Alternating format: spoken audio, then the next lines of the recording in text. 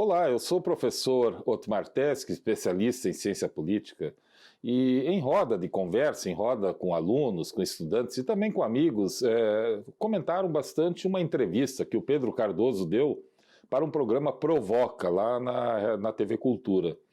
E me chamou muita atenção, já faz um tempo isso, eu decidi dar uma olhada nessa entrevista e eu queria assisti-la contigo. Então, ao estar olhando, eu vou separar algumas partes, né, da entrevista que me chamou a atenção e vamos fazer uma conversa sobre alguns detalhes que me chamou muita atenção aí nessa entrevista. O que te faz partir para a ignorância?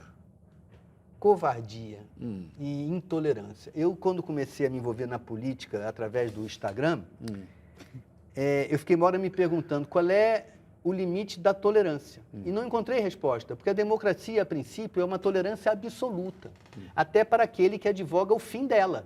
Ele tem direito de expressar até isso, não é isso? Aí eu li lá um pensador chamado Popper, que diz que a intolerância não pode ser tolerada, porque ela realmente nega o próprio fundamento da convivência. Então, a intolerância, a pessoa que acha que o pensamento dela dá a ela o direito de se impor ao outro, como agora Deus acima de tudo, que é o lema do fascismo vigente no Brasil. Como Deus pode estar acima de mim que não creio em Deus? Realmente é um debate muito interessante, né, quando ele trata que ele parte para a ignorância quando fala, né, quando alguém é intolerante, ou quando o sujeito é covarde. Na minha opinião, o covarde é aquele que se esconde atrás de uma mentira, né, atrás de uma fofoca, de um fake news, enfim. E a intolerância, sem dúvida nenhuma, na minha opinião, é a falta de reconhecer o outro, né, reconhecer a diferença, né, tanto cultural, individual, social do outro. Por isso que gera essa lógica de um Deus único, né? E não se reconhece exatamente as diferenças. Porque a única coisa que produz conhecimento, sabedoria, é a divergência, é pessoas pensando de forma diferente. Então, essa lógica, né, e esse debate nesse programa, o Pedro Cardoso ele foi muito feliz nessa colocação dele, criticando exatamente esta lógica que, na minha opinião, o fascismo, né, que fala, as pessoas aí, né, que a gente conversa, não sabem o que é fascismo. Então, é simples, fascismo é capitalismo. Olha que curioso. Grande parte das hashtags provocas que chegaram para você tem a ver com Agostinho. O pessoal sente muita saudade desse personagem. E a pergunta é o seguinte, Milá, em quem Agostinho votou para presidente? Nele mesmo. Paulo Isaac pergunta se Agostinho Carrara deixou Pedro Cardoso rico. Não.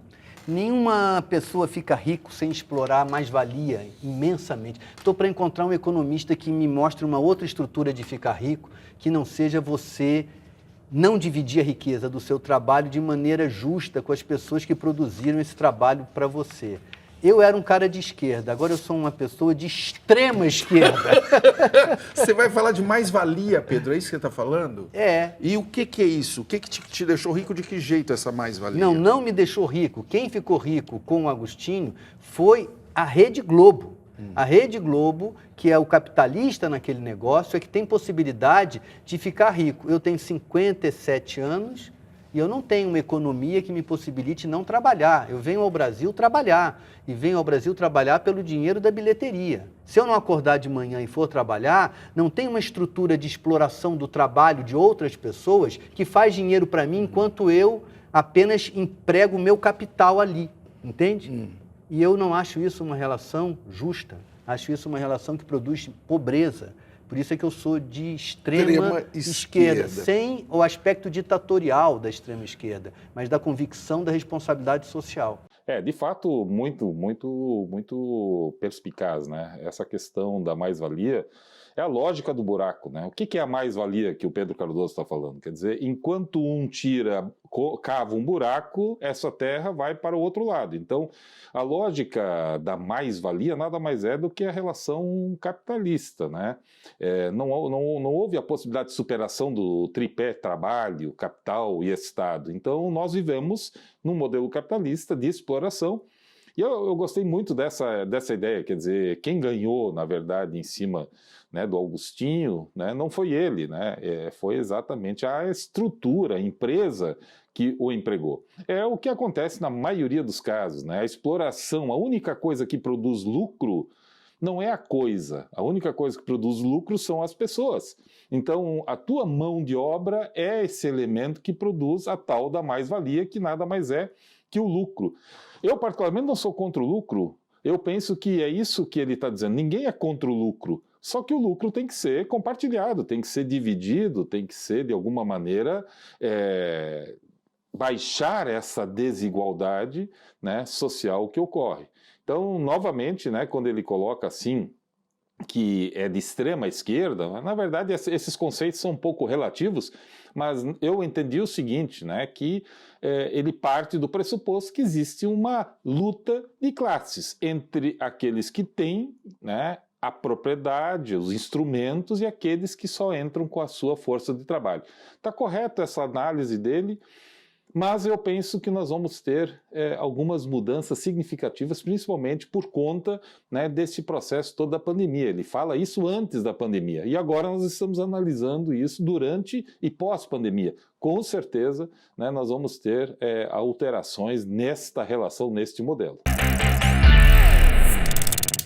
O subtítulo do seu livro, que aliás é uma coleção de textos que uma você coleção dos textos que eu publiquei escreveu lá, é um diálogo contra o fascismo brasileiro. O que é o fascismo brasileiro? É o desejo de uma parte muito grande da população brasileira de eliminar a diferença de pensamento. Ou seja, a diferença de pensamento é interpretada como uma ameaça à própria sobrevivência daqueles que estão do lado de cá. Eu penso assim...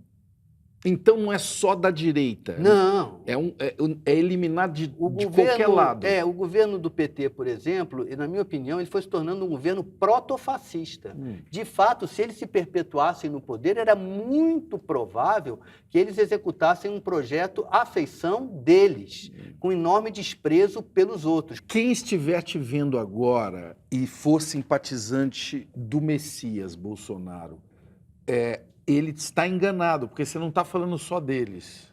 Não, estou falando do fascismo brasileiro. Inclusive, a própria pessoa de Jair, eu acho uma inutilidade um pouco perder tempo com ele, porque eles já estão trocando Jair por Sérgio Moro.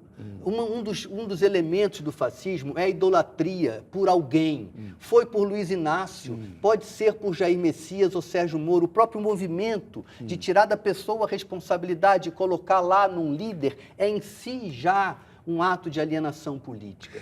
Não há líder, Marcelo. É interessante, essa parte é bem provocativa mesmo, é bem do provoca mesmo, né? Eu penso que o fascismo brasileiro, discordando, obviamente, desse aspecto, o fascismo é sinônimo de capitalismo, como eu falei, né?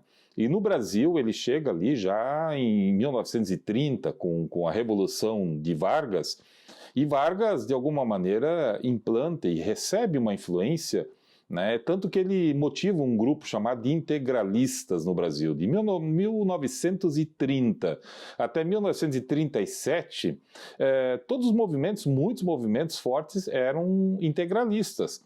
E eles tinham essa concepção, essa face nazi-fascista, mais fascista.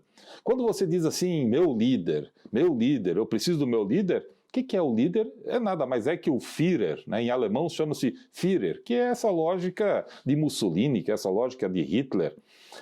Então, obviamente que essa noção do fascismo brasileiro, ele está intimamente ligado com o capitalismo brasileiro.